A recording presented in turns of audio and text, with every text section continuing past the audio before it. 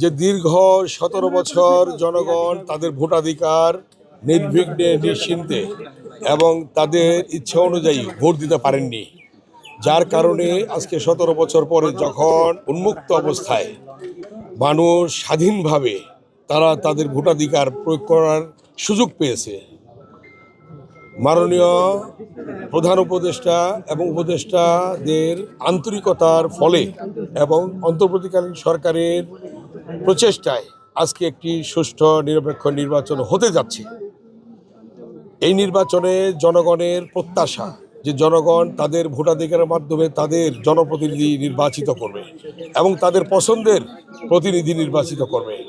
আজকে সারা দেশে যে পরিস্থিতি দেখা যাচ্ছে, বাংলাদেশের জনগণ আবার নতুন করে তারা শপথ দিয়েছে দেশের স্বাধীনতা সার্বভৌমত্ব রক্ষার জন্যে এবং গণতন্ত্রকে পুনরুদ্ধার করার জন্যে সকলেই আজকে আন্তরিকভাবে তারা তাদের ভোটাধিকার প্রয়োগ করছে।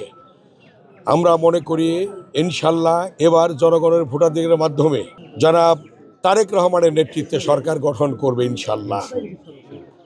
আজকে জনগণের যে স্বতঃস্ফূর্ত তাদের যে ভোটাধিকার প্রয়োগ এবং উৎসব মুখর পরিবেশে আজকে যে ভোটাধিকারের সুযোগ পেয়েছে, এটাই প্রমাণ করে যে জনগণ তারা তাদের পছন্দের নেতা নির্বাচিত করতে পারবে।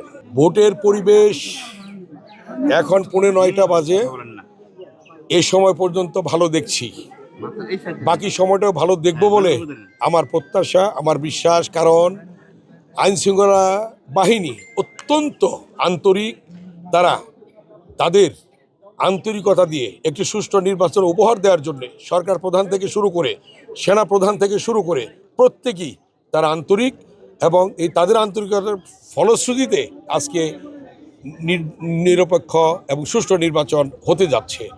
আমি ধন্যবাদ জানাই যে এটা যাতে অব্যাহত থাকে। এখন বাজে মাত্র 15টা, সারা দিনব্যাপী যাতে এই পরিস্থিতি বজায় থাকে, এটাই আমার প্রত্যাশা থাকবে প্রশাসনের কাছে।